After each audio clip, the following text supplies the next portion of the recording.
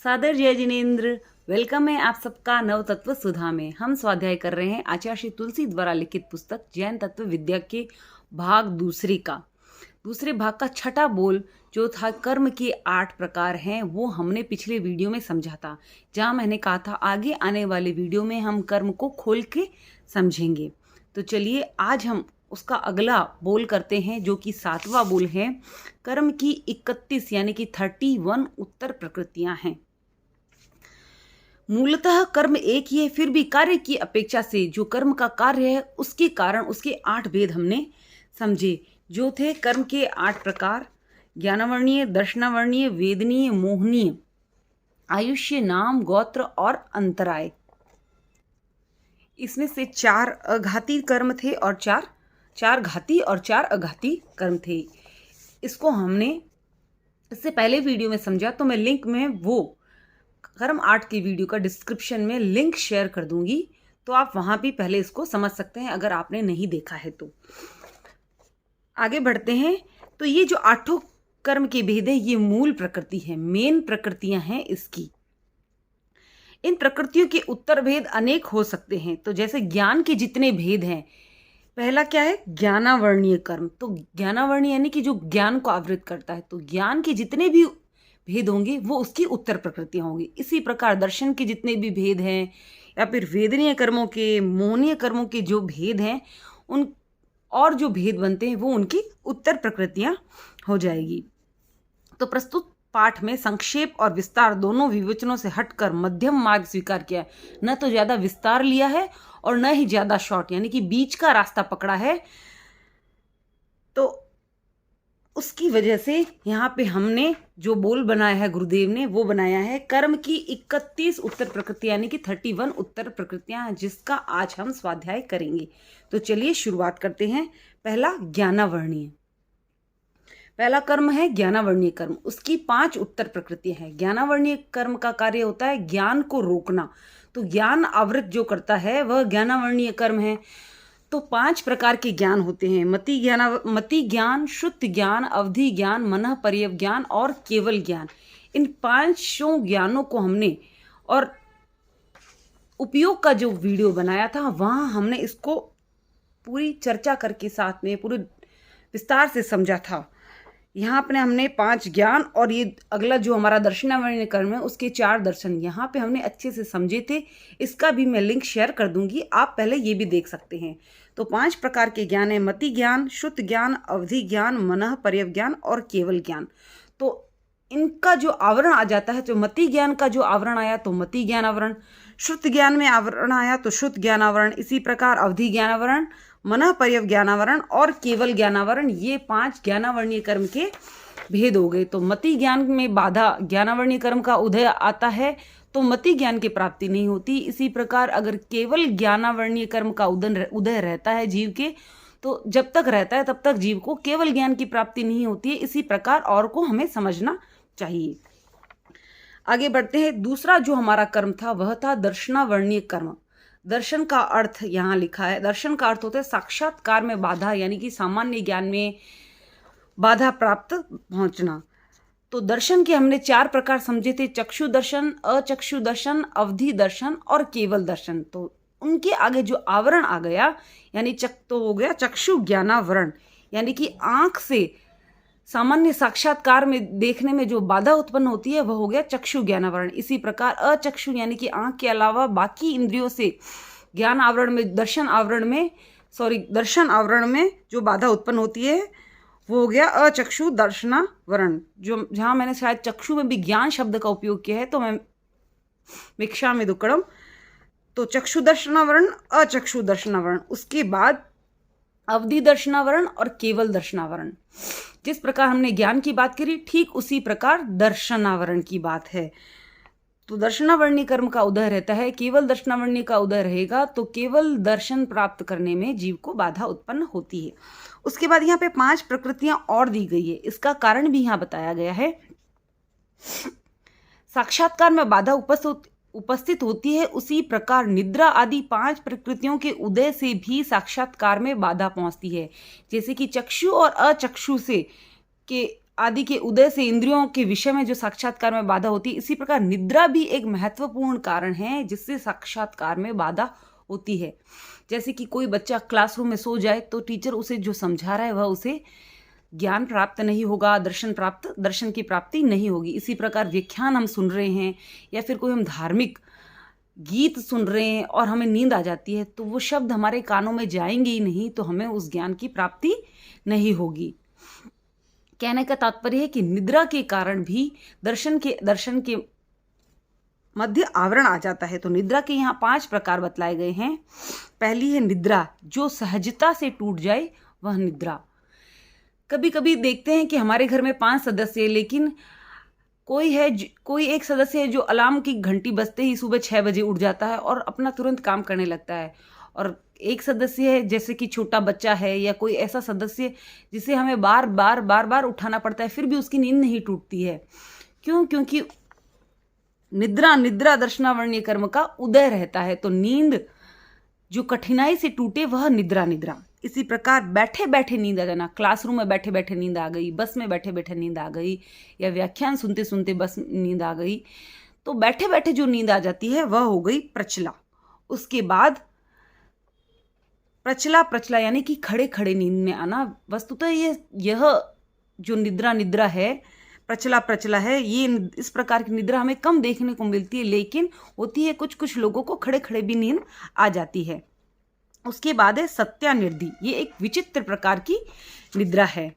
इस नींद में व्यक्ति कुछ भी कर लेता है, उसे भान नहीं रहता, उसे पता ही नहीं चलता कि वह नींद में जाके क्या करके आया है।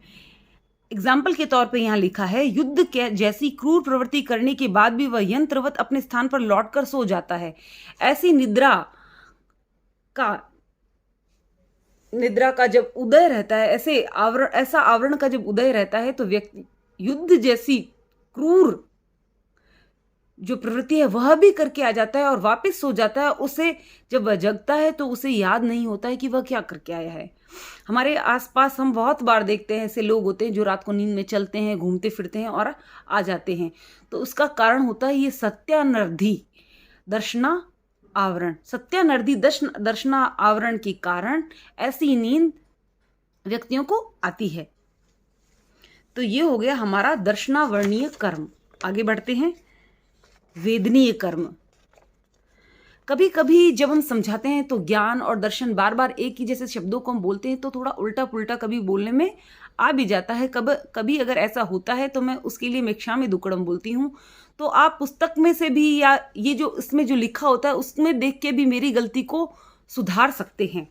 वैसे मेरा प्रयास रहता है कि कोई गलती ना हो। तीसरा हो गया वेदनीय कर्म की 2 उत्तर प्रकृतियां बताई गई है। जब मैंने वेदनीय कर्म समझाया था तब मैंने बताया था कि ये एकांत अशुभ कर्म नहीं होता, इसमें शुभ और अशुभ दोनों प्रकार की बंधन होते हैं। तो वेदनीय कर्म के यहाँ पे 2 उप प्रकार बताए गए, सात वेदनीय और असात वेदनीय। संसारिक प्राणी सुख या दुख उन दोनों में से एक का वेदन अवश्य करता है। संसार के जितने भी प्राणी हैं वह इन दोनों प्रवृत्तियों में से एक का वेदन अवश्य ही कर रहा होता है। अगर वह अभी दुख में है तो सुख नहीं होगा, अगर वह सुख में है तो दुख नहीं होगा, कोई ना कोई एक प्रवृत्ति अवश्य होगी। तो सात वेदनीय के उदय से शारीरिक और मानसिक सुख की अनुभूति होती है।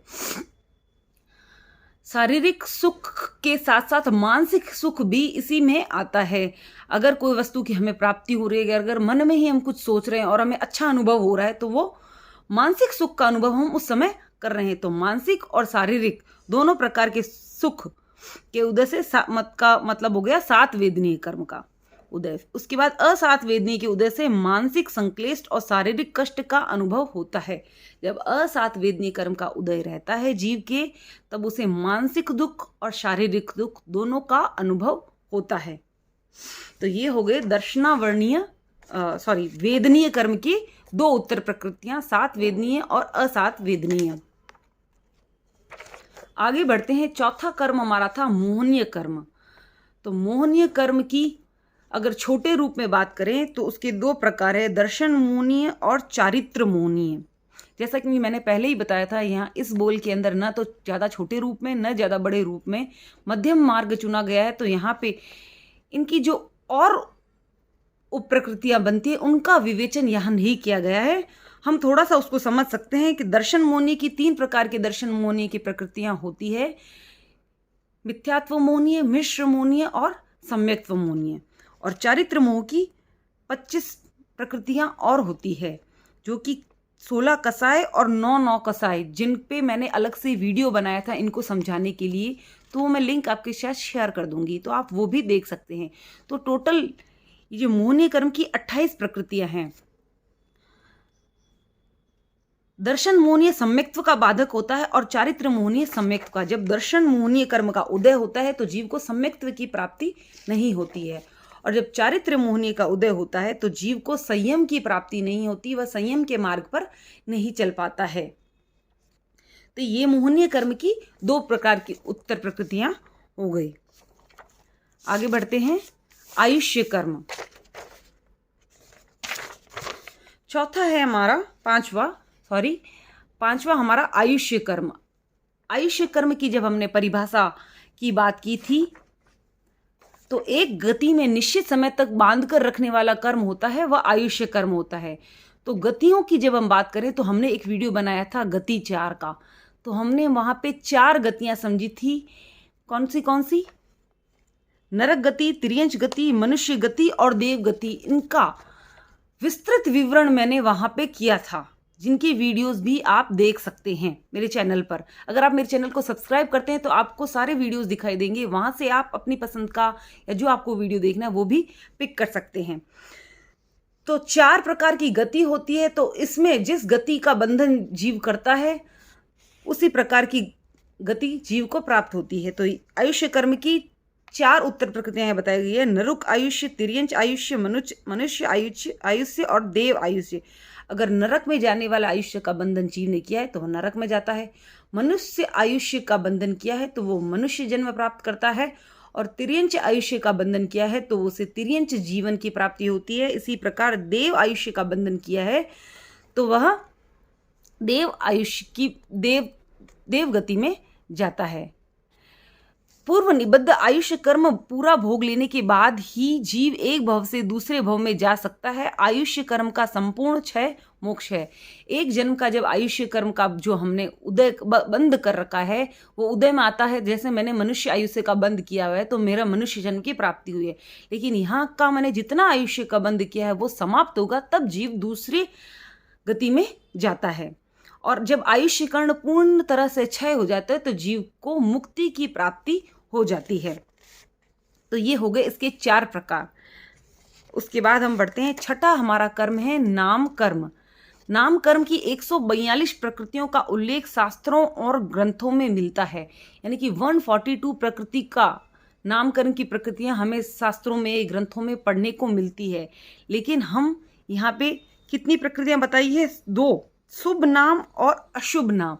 ये जो 142 प्रकृतियां, ये इन्हीं की उप प्रकृतियां। जब हम नाम कर्म को ज़्यादा बेहतर से समझेंगे आगे जाके, तो जब हम शुभ नाम को समझेंगे तो उसकी प्रकृतियां समझेंगे, अशुभ को समझेंगे तब उसकी प्रकृतियां समझेंगे। ऐसे दोनों की मिला के 142 प्रकृतियों का, कहीं 63 प्रकृतियों का, इस प्रकार विभिन्न हमें पढ़ने को मिलती हैं। लेकिन हमें यहाँ पे सिर्फ 2 ही प्रकृतियों के बारे में बताया गया है, शुभ नाम और अशुभ नाम। शुभ नाम कर्म के उदय से जीव को गति, जाति, शरीर, संस्थान सब अच्छे प्राप्त होते हैं। तो नाम कर्म की परिभाषा हमने क्या पढ़ी थी? शरीर की संरचना की प्रकृष्टता या निकृष्टता का कारण कौन है? नाम कर्म। तो जब शुभ नाम कर्म का उदय होता है तो जीव को अच्छी गति प्राप्त होती है, जैसे कि मनुष्य गति या देव गति, अच्छी जाति प्राप्त होती है, अच्छा शरीर, अच्छा संस्थान, शुभ प्राप्त होते हैं। और यहीं अगर अशुभ नाम कर्म का उदय होता है तो ये सब कुछ अशुभ हो जाता है, यानी जाति भी अशुभ जाती है, गति भी अशुभ हो जाती है, शरीर, संस्थान सब अशुभ हो जाते हैं। तो नाम कर्म की 2 प्रकृतियां हुई, शुभ और अशुभ नाम। आगे बढ़ते हैं। गोत्र कर्म।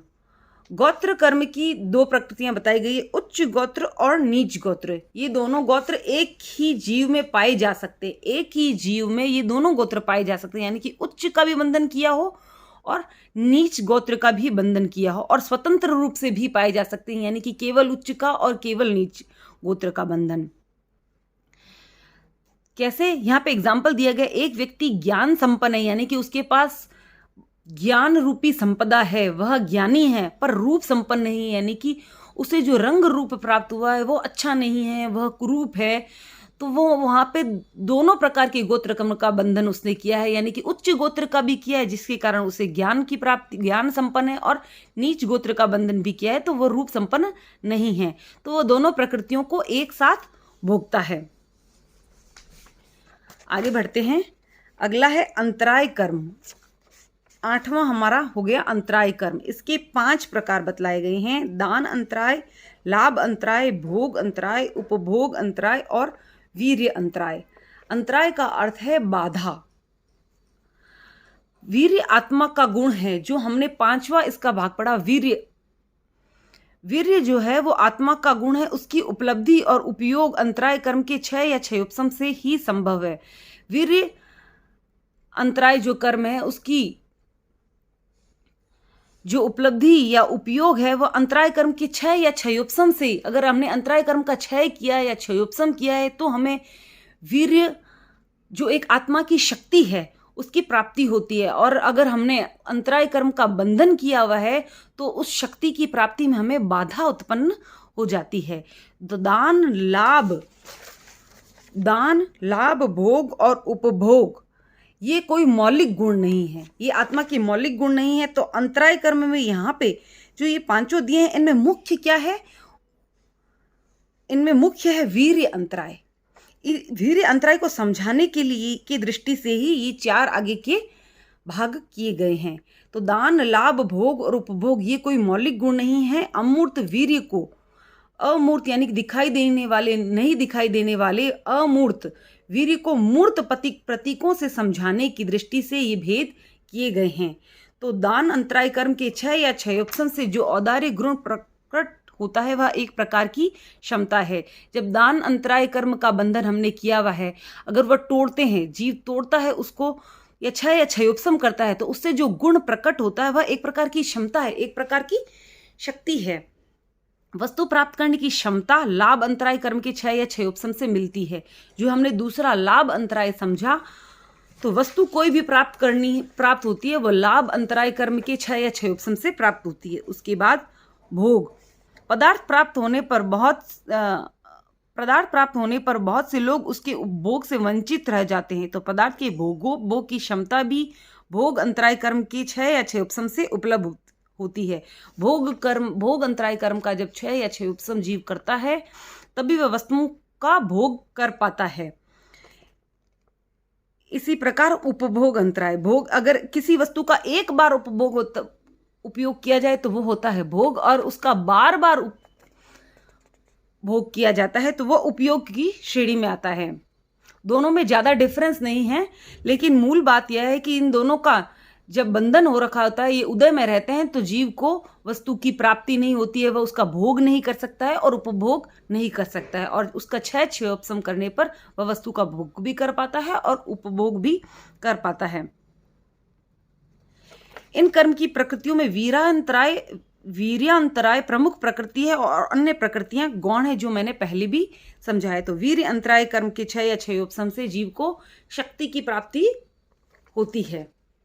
तो ये हमने कर्म की 31 उत्तर प्रकृतियां समझी। ज्ञानावर्णीय की 5, दर्शनावर्णीय की 9, वेदनीय की 3, मोहनीय की 2, आयुष्य की 4, नाम की 6, गोत्र की 2 और 8 अंतराय की। अब हमने यहाँ पे कर्म को थोड़ा और खोल के समझ लिया है, उसकी उत्तर प्रकृतियां समझी है। जब हम उत्तर प्रकृतियां समझी है तब आगे के बोल हम जब समझेंगे तो हम कर्म को दृष्टांत के बारे में समझेंगे, दृष्टांत से कर्म को समझेंगे। मूलतः बात यही कि हम कर्म को समझ रहे हैं, उसे डिफरेंट एंगल से समझने की कोशिश कर रहे हैं ताकि वो हमारे हृदयगम हो जाए। तो आपको अगर वीडियो पसंद आए तो प्लीज़ इसे लाइक कीजिए और ज़्यादा से ज़्यादा शेयर कीजिए ताकि ये और लोगों तक भी पहुँचे, और मेरे चैनल को सब्सक्राइब कीजिए ताकि आगे आने वाला वीडियो आपसे मिस न हो। ओम अरहम। अगर मुझसे कोई भी भूल हुई हो तो मैं क्षमा याचना करती हूँ।